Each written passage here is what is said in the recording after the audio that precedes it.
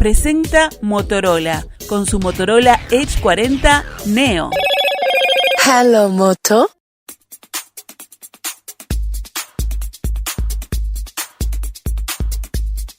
Días pasados se informó que el mercado de Israel se abrió para la carne ovina y bovina con hueso a Uruguay. Resta acordar el modelo de certificado sanitario de exportación, tras lo cual podrán comenzar los embarques.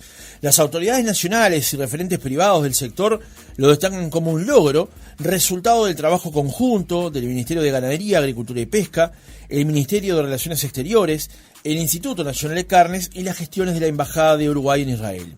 Según la publicación que hizo Verde, Israel es uno de los destinos tradicionales de la carne uruguaya que requiere una serie de requisitos y exigencias sanitarias y también de carácter religioso. De todos modos, en 2023, las exportaciones de carne uruguaya sin hueso a Israel registraron un bajón del 54% en volumen y del 67% en monto. A todo esto, continúa el debate por el eventual caso de concentración en la faena tras la operación de compra que hizo Minerva Foods cuando adquirió 3 frigoríficos del grupo Marfrig aquí en nuestro país, el de Colonia, Salto y San José. De confirmarse la compra, para cuya concreción aún resta la opinión del gobierno, Minerva pasaría a controlar el 45% de las faenas en nuestro país. Esto generó preocupación y también rechazo en algunos actores del sector. Entonces, ¿cuán grave es que exista ese nivel de concentración en la faena? De este y de otros temas conversamos en nuestra entrevista central con Conrado Ferber, presidente del Instituto Nacional de Carnes. Ferber, ¿cómo le va? Buenos días, gracias por acompañarnos. Buenos días, un placer estar acá, un saludo a la audiencia. El gusto es nuestro por recibirlo esta mañana. ¿Cómo recibió la noticia de que finalmente, como decíamos en la introducción, Israel abrió el mercado o su mercado para carne ovina y bovina con hueso a Uruguay? A ver, fue una muy buena noticia, más allá de lo económico, más allá de lo que pueda después redituar desde el punto de vista de mercado. Acá lo que hay es un respaldo a lo que es el estatus sanitario del Uruguay. El Uruguay viene hace muchísimos años luchando con lo que es el estigma de vacunar contra la aftosa. En un primer momento logró que fuera reconocido como libre de aftosa con vacunación, pero eso no implicó que los mercados del mundo se nos abrieran totalmente. Los principales mercados del mundo no nos permiten entrar con hueso, y eso es un perjuicio grande y de alguna manera es la lucha que día a día se está desarrollando. Israel está, acollarado a la Unión Europea. Todo lo que Israel exige en materia sanitaria hasta hoy era espejo de lo que hace la Unión Europea. Lo mismo que ocurre con, por ejemplo, el Reino Unido, que también está, después de irse, claro, con el Brexit famoso, también quedó acollarado de la Unión Europea. Entonces esto es una muy buena noticia desde ese punto de vista, para lo que es el gobierno. O sea, el negocio, obviamente que sí, mejorar las condiciones comerciales y se verá cómo evoluciona eso, pero fundamentalmente fue un paso muy importante desde el punto de vista estratégico en lo que es la inserción de la carne con hueso de un país que no tiene aftosa, pero que vacuna porque está convencido de que es de forma preventiva. Mejor. Y creo que quedó claro cuando lo que fue el COVID, que los principales países del mundo te aceptan sin COVID y vacunado. Entonces, ¿por qué razón en este caso no sería lo mismo? Es sin aftosa y vacunados, doble garantía, y eso es lo que ofrece Uruguay, y de alguna manera está hace mucho tiempo trabajando para lograr que eso sea reconocido desde el ámbito privado y desde el gobierno. No quiero hacer demasiada historia, pero es bueno como contexto. Este debate se retrotrae a 2001-2002, cuando ocurrió en los episodios de aftosa en Uruguay, y allí el debate era si seguíamos siendo un país libre de aftosa sin vacunación o libre de aftosa con vacunación. Bueno, tenés que ir un poquito más atrás y Uruguay dejó de vacunar, cosa que hoy hizo Brasil en muchos estados. Dejó de vacunar en los 90, por allá por no quiero arriesgar una fecha, pero mediados de los 90 dejó de vacunar y entró a los mercados, comenzó un trabajo de ingreso a los mercados, principales mercados que, como te decía, solo permiten sin vacunación. En el 2000 lamentablemente volvió a entrar el virus, tuvimos un sacudón grande, quedó claro que en la región que estamos lo mejor es estar vacunados, tener la tranquilidad de que estamos protegidos. Y a partir de ahí se hizo un trabajo muy bueno de parte de, insisto, privados y públicos en conjunto para lograr ese estatus de libre de aftosa con vacunación. Y así empezamos a entrar a muchos mercados sin hueso, pero se pudo empezar a entrar. Y este año pasado tuvimos hitos importantes, como fue la lengua a Japón. La lengua es justamente uno de los órganos que puede generar más dudas. Bueno, Japón lo aceptó, creyó en la sanidad uruguaya y aceptó que entrara la lengua. Después de eso entraron los estómagos en China. Los estómagos también eran motivo de preocupación en los mercados y sin embargo nos aceptaron. Y este es un paso ya más fuerte porque ya entramos con hueso en Israel. Entonces es un proceso de acceso internacional que va a llevar mucho tiempo, pero que este gobierno le dio una velocidad que entendemos que no tenía en cuanto a lo que es generar las condiciones para mejores negocios, que en definitiva es más mano de obra, más riqueza en el país. Cuando hablábamos recién en la introducción acerca de esto que se califica como un logro, se destaca la interacción que hay entre oficinas del Estado y también intereses del sector privado que confluyen en decisiones como la que acaba de comunicar Israel. Y en eso INAC es un jugador central, porque se compone justamente de todas esas versiones. ¿Cómo es el trabajo que se da para que finalmente ocurra una noticia como esta entre los distintos actores que integran INAC? A ver, INAC lo que hace es apoyo al trabajo de relaciones exteriores y de ganadería, que son los dos encargados, uno del punto de vista sanitario, ganadería, y otro de lo que es la negociación en sí misma, que es relaciones exteriores. INAC lo que hace es interactuar, priorizar mercados, aportar ideas. Obviamente ellos están mirando miles de cosas, nosotros estamos mirando específicamente el negocio de la carne. Entonces, cuando llegó el momento de Israel, hicimos toda la fundamentación para presentársela al Ministerio de Ganadería, para que el Ministerio de Ganadería la avalara, hizo sus correcciones o aportó lo que entendía que tenía que aportar, y a través del Ministerio de Relaciones Exteriores se trabajó con la Embajada de Israel acá y la de Uruguay allá para poder terminar en esta noticia que, insisto, es un paso más en un proceso que va a ser largo y que esperamos en los próximos meses tener buenas noticias de todo lo que es sudeste asiático, por lo menos empezar a lograr apuntar ahí. Este proceso, por ejemplo, de Israel, este trabajo de fundamentación, ¿desde cuándo ustedes han enfocado la mira hacia Israel? ¿Desde cuánto lo tienen en carpeta, digamos, o lo están trabajando? A ver, Israel es uno de los mercados que teníamos importantes para profundizar la relación.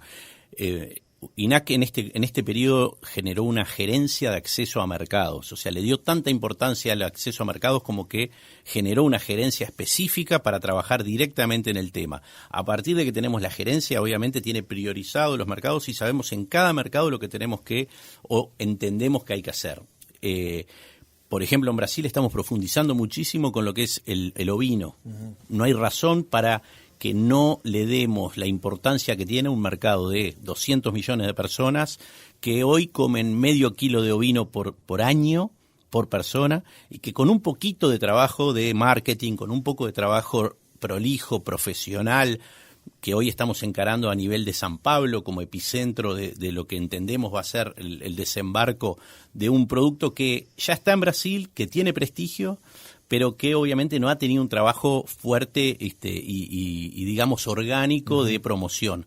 A partir de eso esperamos poder, insisto, un país que es fácil vender la marca Uruguay, que es fácil para ellos entender de dónde viene, imponer el ovino, y para nosotros es sin lugar a duda, por ejemplo, prioritario. Por más que en Israel entró el ovino con hueso en esto también, y para nosotros también es importante, porque en lo que es Medio Oriente es donde se consume más ovino, y ovino con hueso no hay forma rentable de vender ovino si no es con hueso. Deshuesar un ovino claro. Es muy caro. Claro. Hablaba recién de acceso a mercados. ¿Hoy INAC tiene identificado a cuántos países Uruguay le vende su producto? Son muchísimos los mercados que hay abiertos. ¿Y eso ha crecido con respecto a la administración anterior, por ejemplo, para tomar un mojón? Mira, yo creo que acá lo importante no es la cantidad de países, que no te sé decir si aumentó o no aumentó. Lo importante acá es tener abiertos los mercados que compran carne. Es decir, no sirve festejar abrir mercados por abrir mercados. Acá hay que ir a donde realmente se consume la carne. Nosotros hoy estamos apostando a, insisto, el ASEAN, lo que es el sudeste asiático. ¿Por qué? Porque ahí tenemos 700 millones de personas que están comiendo 2 kilos de carne, que están mejorando su ingreso per cápita y que van a mejorar su consumo de carne en los próximos años sin ninguna duda. Y es media China más. Claro. Es el equivalente a media China, y consumen, por ejemplo, productos del animal que acá en Occidente no comemos. Entonces, es muy importante el mercado asiático, no solo por los volúmenes que lleva, sino por el set de productos que lleva de un animal. Hoy en día no se desperdicia nada de un animal, y eso es una muy buena noticia, y sin duda es lo que agrega valor. Entonces, no es cualquier mercado, es mejorar algunos mercados, pero sobre todo profundizar en los que tenemos. Corea, Japón, son actores principalísimos en el consumo internacional. Nosotros precisamos mejorar lo que es marca. Uruguay tiene un debe mucho más que de acceso a mercados, que lo tenía, no tengas duda, lo tiene, sino tiene mucho más en lo que es imponer marca. Nosotros, hay un producto que yo lo pongo siempre de ejemplo, que es el rabo. El rabo se consume en China. El rabo australiano vale el doble que el rabo uruguayo. Te hablo 100% de diferencia en la góndola. Vas a la góndola del supermercado y vale el 100%. Y es marca. Es solo marca. Entonces a veces nos distraemos o nos quedamos en la cómodo de decir, bueno, no logramos el acceso, no logramos que el gobernante de turno de un país nos dé pelota. Y realmente tenemos cosas para hacer nosotros, en cuanto a valorizar nuestro producto, que muchas veces supera ampliamente lo que es el arancel. Entonces, hay que trabajar en todo. ¿Proceso? Y bueno, es un proceso de una marca, además. Es un proceso largo. Si tú viste, empezamos el Uruguay Meat. Sí. El Uruguay Meat se empezó a promocionar también internamente, defendiendo nuestro principal mercado histórico, que es el mercado interno, con una campaña con Cavani a finales del año pasado, y ahora va a continuar. Eso por un lado. El Uruguay Meat se largó en todo el mundo. En China fundamentalmente, obviamente hoy es donde tenemos la mayor fuerza puesta, pero también en Japón, como te decía. Entonces, ahí tenés que estudiar el mercado, estudiar las costumbres de cada consumidor. Eso es una inversión grande, porque tú tenés que en cada lugar hacer el estudio, contratar una empresa consultora que te diga, acá se come de tal manera, acá se come de tal otra, acá se come tal corte, acá se come tal otro.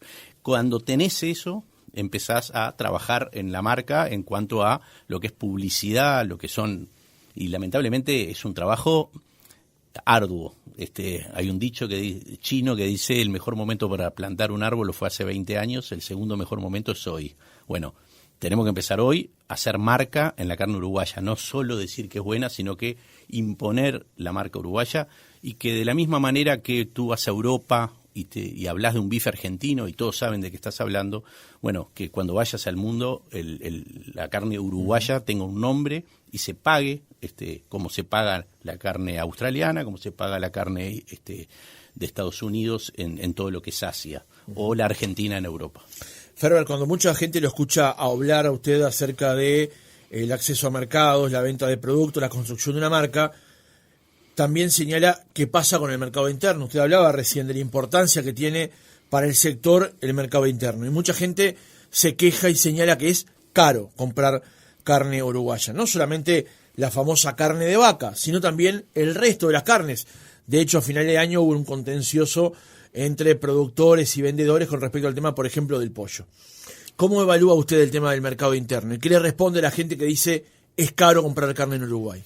Bueno, a ver, no hay otro producto como la carne a la hora de alimentarse, y no tengas ninguna duda, y lo puedo discutir con quien sea, que costo-beneficio no hay ningún alimento con la densidad de la carne. Es decir, el valor de la carne en Uruguay, no tengas ninguna duda que es lo mejor que podés consumir es carne.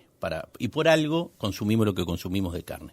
Obviamente siempre uno pretende que, por lo que es lo primero que está arriba de la mesa, cuanto más barato, mejor. Y para eso, en el mercado bovino, en lo que es carne de vaca, tenemos un mercado absolutamente transparente que permite el ingreso de carne de la región, que viene mucho más barata, de Paraguay, de Brasil, incluso con hueso, que en algún momento no se permitía, en este gobierno se permitió, que es la que regula el precio de la carne en nuestro país.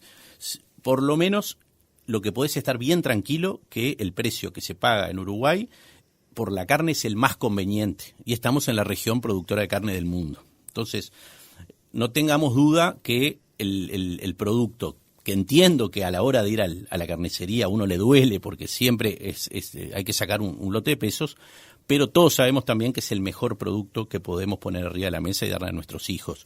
Y toda esta historia de la salud, toda la historia del animalismo, es contra lo que hoy estamos un poco parándonos y decir, bueno, en definitiva, primero que es lo natural, es el ciclo normal, y por algo los humanos tenemos caninos, ¿estamos de acuerdo?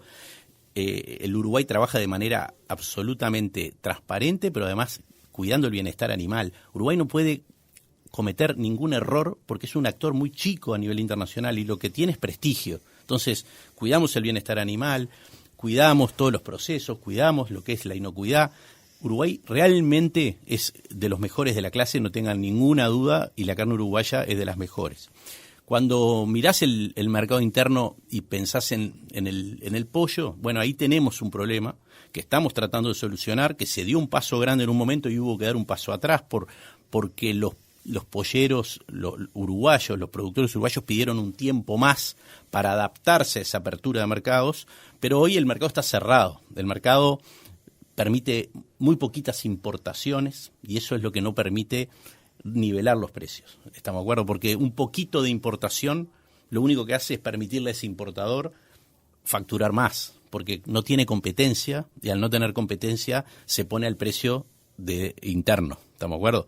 Lo que hace que la gente no lo vería en el mostrador más barato. No lo ve más barato. Cuando uno no permite una importación libre, lo que hay es unos pocos que importan y facturan mucho, pero no es culpa de ellos, la culpa no es del chancho, sino del que le rasca el lomo. Acá el tema es que tenemos que vivir este proceso de adecuación de nuestra producción interna para que compita con la producción externa. Pero entonces, ¿por qué no se permite en el sector avícola lo mismo que se permite, por ejemplo, en la importación de carne de vaca? Por eso, porque no hay hoy no se sienten los polleros. O sea, polleros. que yo planteo que la importación regule el precio del mercado local. Exacto. Ese es el ideal y es a donde estamos apuntando. Pero hoy Pero se fue para adelante y luego para atrás. Exactamente, porque hubo una sensación de inseguridad del productor uruguayo que llevó a plantear el tema a nivel político, y el sistema político en su totalidad decidió apoyar dar ese paso atrás y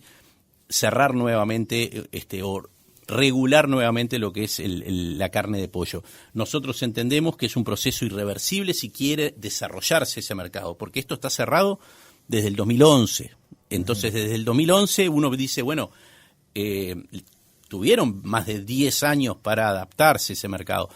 Yo creo que lo que había era señales no del todo claras de que se iba a abrir. Bueno, yo creo que hoy hay señales de este gobierno de que ese mercado se va a abrir, porque quien está pagando hoy la reconversión de ese sector que no va a la velocidad que pretendemos nosotros es el consumidor, sin duda. Y bueno, precisamos acelerar el proceso, liberar la carne de pollo para que el consumidor acceda a carne de pollo a nivel internacional. La carne de pollo vale 3 veces menos que la carne vacuna, pero no es por capricho, es porque es un monogástrico que transforma el alimento 3 veces más rápido que lo transforma el vacuno. Pero entonces, en resumidas cuentas, el ideal, por lo menos usted como, llamémosle regulador o entidad que entiende la materia, el ideal es que el sector de la carne avícola vaya a una mayor importación para regular el precio a la baja del mercado local. La pregunta es, con una apertura mayor, ¿cuánto se afecta el sistema local de la producción avícola? Bueno, esa es la gran duda que está arriba de la mesa y es lo que ha hecho que el sistema político dijera, bueno, aguantemos un poquito y démosles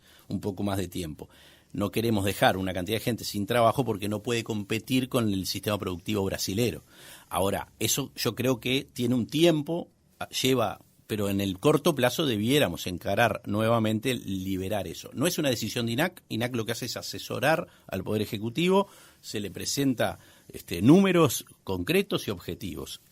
Después la decisión es una decisión que es del Ministerio de Ganadería y no de INAC. ¿Qué plazos pidió el sector, digamos? La CUPRA y demás actores del mercado. Bueno, ese es el problema, que no hay un plazo, y eso es lo que a nosotros nos preocupa. Pero sobre todo porque entendemos que mientras que estén cerrados, quienes son los principales, la fragilidad más grande son ellos, no el consumidor. El consumidor está pagando, pero el frágil... Más caro. Obviamente, está pagando el pato, digamos, en este caso el pollo. Pero el que realmente está en una situación frágil es el productor uruguayo, porque donde venga un inversor extranjero y ponga una planta de primer nivel en el país, cosa que puede ocurrir en cualquier momento, esa persona, ese inversor va a desplazar del mercado a todo el sistema actual. Entonces, podemos protegernos de los que están afuera, que no nos manden pollo más barato. Ahora, cuando esté adentro el que produce el pollo más barato, que es realmente posible, no es que no dan los números, esos números los tenemos hechos y son claros y están arriba de la mesa. Se puede producir pollo en Uruguay de manera competitiva con Brasil.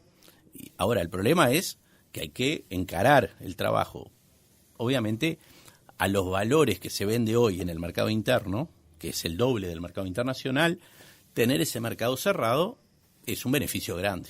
Y ahí es donde el sistema político deberá regular o tomar las decisiones que tenga que tomar. O sea, a ver si lo interpreto, no quiero ser su exégeta, pero usted entiende que con el mercado regulado como está hoy, cerrado a la importación, hay personas que están manejando un mercado para sí, con unos recursos o unos beneficios que le quedan para sí. Quien lo está pagando es la gente mientras no se importe o no se permita mayor importación. Es un buen resumen. Yo no sé si ese para sí que decís tú de esa persona es realmente un beneficio o simplemente es muy ineficiente y lo que no ha logrado es mejorar su ecuación. Ahora, el resumen que hiciste es así, es exactamente eso. Bien. Pasemos al otro tema, solo por una cuestión de economía del tiempo, porque tenemos un tiempo pautado para el reportaje. El año pasado se informó acerca de que el grupo Minerva Foods estaba llevando adelante una operación por el cual compraba 3 frigoríficos de Marfrig, ubicados en Colonia, Salto y San José. De confirmarse esa compra, hay una especulación con respecto a la cifra, pero se entiende que sería en el entorno del 45 al 50% de la faena que quedaría en manos de la empresa Minerva. Hay una expectativa, porque es lo que informa un área del Ministerio de Economía, para confirmar o no esta compra, pero de mientras se ha escuchado a operadores del mercado criticar de alguna manera esta operativa. Uno ha sido usted no está de acuerdo, no comparte la eventualidad de que esto ocurra. ¿Cuál es la razón para su negativa? Bueno, primera cosa, siempre me gusta empezar aclarando, la empresa Minerva no es el problema, ¿estamos de acuerdo? Acá el problema es el hecho, ¿está? Entonces, la empresa Minerva es una empresa que ha invertido en el Uruguay hace muchos años y realmente no tenemos ningún problema específico con la empresa Minerva. Me daría lo mismo, sea quien sea, que va a acceder a 7 plantas y, como tú decís, a 45% de la faena o algo similar. Cualquiera que sea que fuera a hacerlo, sea nacional o extranjero, para mí es un error, porque tenemos hoy un equilibrio que realmente no es perfecto en la compra del ganado, pero hay una variedad de actores que hacen bien al sistema.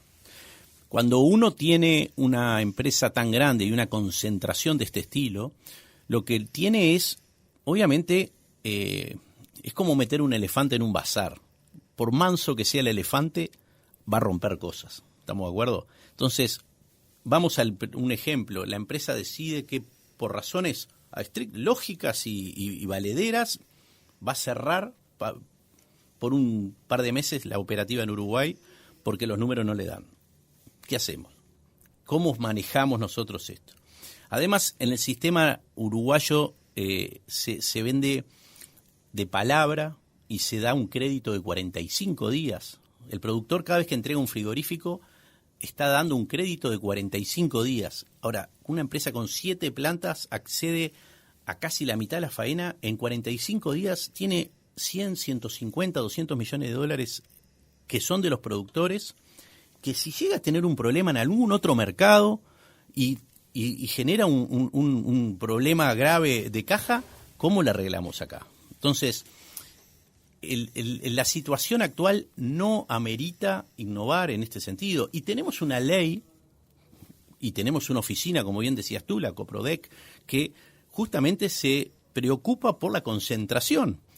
Ahora, si esto no es concentración, yo creo que la oficina habría que desarticularla, porque ya directamente no entiendo qué sería concentración. Estamos hablando del principal negocio del país, que estaría quedando en manos casi un 50% de una empresa. Quiere decir que en los hechos estamos aceptando que mañana otra empresa pueda tener el otro 50%. Y todo el negocio de 40.000 productores tenga que pasar por la mano de 2 empresas. Entonces, ¿para qué meternos en ese problema? ¿Para qué desequilibrar un sistema que hoy está funcionando de manera bastante equilibrada? Es importante ir un pasito atrás. Hace unos meses se vendió el frigorífico BPU de capitales japoneses. Eso ya fue una muy mala noticia. Nosotros estuvimos en desacuerdo con que se aprobara esa venta. Primero sacó un actor del mercado. En este caso no sacaríamos un actor, estamos de acuerdo. Debilitaríamos uno y fortaleceríamos otro, pero siguen siendo los mismos 2 actores. Ahora, en ese caso, sacamos un actor del mercado. Era una empresa más comprando ganado, una empresa más ofreciendo, y una empresa japonesa con un aporte cultural de otro estilo a lo que es el concepto comercial de nuestra venta. Entonces, ya ahí fue una muy mala noticia a mi manera de ver. Ahora, ¿en qué se basó la Coprodec en ese momento para aprobar esa venta? Es Defensa de la Competencia, para aclarárselo a los oyentes. Exactamente, que es una oficina que en realidad tiene independencia, depende de economía, pero tiene una independencia técnica importante. Ahora, ¿en qué se basó esa oficina? Se basó en que en Uruguay había equilibrio de fuerzas entre, por ejemplo, las 2 principales empresas brasileras. Y el mismo día que dijo eso y que venció el plazo para recurrir esa decisión, ahí nos encontramos con este negocio, y este negocio lo que hace es específicamente romper ese equilibrio de fuerzas. Entonces, en ningún negocio es bueno que haya alguien con preponderancia. Ahora, en este negocio, además de todo, sería una preponderancia enorme, y entendemos que gracias a Dios tenemos una ley que nos habilita a impedir esto, y tenemos también la opinión pública que está absolutamente volcada en contra de esto. Entonces, creo que acá hay un trabajo técnico para hacer, que desde el punto de vista de INAC entendemos que sería suficiente para decir que no, técnicamente, pero además después la ley prevé que en caso de que alguna de las partes que se ve perjudicada por la decisión de la Coprodec recurra, esto pasa a ser una decisión política, porque esto va a ser decisión tras la primer trabajo técnico, pasa arriba a ser decisión del ministro de Economía. Entonces, creo que alguien, en el caso de que el informe de la Defensa de la Competencia sea favorable a la compra de Minerva hacia Marfrig, si alguien recurre esa decisión, lo define el ministro o la ministra en este caso. Exactamente, pasa a ser una decisión política, por llamarlo de una manera. Yo creo que acá, en definitiva, lo que tenemos es, por suerte, insisto, una ley que nos da las herramientas para frenar esta adquisición, que entiendo no es algo saludable para el sector. Una vez más, no es el problema con la empresa, es un problema con el hecho. Cualquiera que fuera a tener esta concentración no era una buena noticia. Esta noticia se confirmó el año pasado, septiembre, octubre del año pasado. ¿Cuánto tiempo dispone Defensa de la Competencia para expedirse sobre la eventual concentración que ocurriría de operaciones en la faena uruguaya? La operación, como bien decís, se confirmó en esos meses, pero creo que fue presentada recién a la Coprodec por parte de los interesados en diciembre, con lo cual tienen todavía un plazo, creo que en febrero, un primer plazo, no te sé decir exactamente. Nosotros hemos sido muy respetuosos. A ver, entiendo que quien escucha esta entrevista dirá qué presión que le están metiendo a la Coprodec, pero al mismo tiempo yo te quiero decir, me encuentro todos los días con lobistas, por llamarlo de una manera, que están trabajando en el otro sentido, que están presionando, pero en otros ámbitos, no públicos, Y, por ejemplo, el otro A día... favor de la operación. A favor de la operación, porque hay intereses económicos enormes acá, ¿estamos de acuerdo? Acá no vamos a desconocer que hay intereses económicos enormes. Ahora, esos lobistas, el otro día escuchaba uno que me decía, esto va a salir porque además de todo prometieron que van a comprar otras 3 empresas de no sé qué rubro y van a comprar otra empresa más de no sé qué. Y yo digo... acordémonos de aquello de no vamos a vender el rico patrimonio de los orientales al bajo precio de la necesidad. Este gobierno ha mostrado un interés muy grande por las inversiones, se ha mostrado abierto al mundo, pero creo que es una muy buena cosa también decir todo tiene un límite, hasta aquí llegó, en este rubro esto no lo podemos permitir. Y por otro lado, y ya no sé si cerrando el tema, te diría, tampoco acá hay una inversión económica, ¿no? Acá lo que hay es, de una empresa brasilera pasa plata para otra empresa brasilera. Inversión, lo que hay es una apuesta, si querés, al Uruguay de esa empresa, pero lo que es, no estamos haciendo un frigorífico nuevo, no estamos dando mano de obra en la construcción. Acá lo que hay es, una empresa brasilera le vendió a la otra, y es algo que, además de todo, lo hacen recurrentemente en varios mercados. Las empresas brasileñas son 3 y son de las más grandes del mundo, son estas 2 y JBS, y entre ellas uno ve que después que llegan a un mercado pueden vender, pero se venden entre ellas. Una última pregunta para cerrar esto, porque además ya se tiene que retirar. Escucho sus razones y también me nace preguntarle si estas mismas preocupaciones no se podrían extender a otro sector. Por ejemplo, ¿por qué hay preocupación de que haya un grado de concentración determinado en el sector de la carne cuando sí existe en el sector lácteo, como por ejemplo por Conaprole? ¿O por qué hay tanta preocupación en la carne cuando en realidad existe un grado de concentración importante en la lana, por ejemplo, con el sul? ¿Es lo mismo? ¿No es lo mismo? ¿Cuál es la diferencia? Ojo, el primer ejemplo es válido. El SUL es una institución técnica, no es una institución comercial. La lana, siempre hubieron muchas laneras y fue achicándose, pero porque se fue muriendo el negocio y no supimos, es capaz que para otra discusión y capaz que no es conmigo. Pero igualmente hay un grado de concentración. Obviamente somos un país chico, somos un país chico que en muchos rubros no tenemos posibilidad de generar una gran diversificación de industrias, pero en ganadería y en lo que es carne, no tengas duda que sí. Tenemos 23 empresas frigoríficas habilitadas a exportar al mundo. Entonces, la inversión de los chicos, de los que van de la empresa número 10 a la número 23 que te acabo de decir, esos inversores, ¿los vamos a cuidar también? Porque no podemos cuidar solo los grandes inversores internacionales. Acá tenemos inversores chicos que hicieron enormes esfuerzos para mejorar su situación en lo que es manejo de agua, efluentes, todo lo que es requiere una industria, y sin embargo nadie habla de ellos. Entonces, y ellos van a tener que competir con un monstruo de este tamaño, y ellos también dan trabajo, y ellos también son inversión en el Uruguay. Entonces, tenemos que mirar todo el espectro y no solo concentrarnos en una inversión internacional y en decir esto puede perjudicar a Uruguay porque puede afectar el prestigio. No. El prestigio se afecta cuando las cosas no son claras. Y acá hay una ley, acá hay una instancia que la conocían y que saben que puede dar negativo, y creo que, insisto, sería muy saludable para el Uruguay saber decir que no. Por aquello de Malinche, que no nos vengan con espejito de colores diciendo que van a comprar otras empresas y que van a hacer cosas grandes y que van a dar más, pero cuando llega el momento, acá lo que hubo fue una venta entre 2 empresas brasileras. Conrado Ferber, presidente del INAC, Instituto Nacional de Carnes, gracias por haber estado otra mañana con nosotros. Gracias a ustedes, un placer.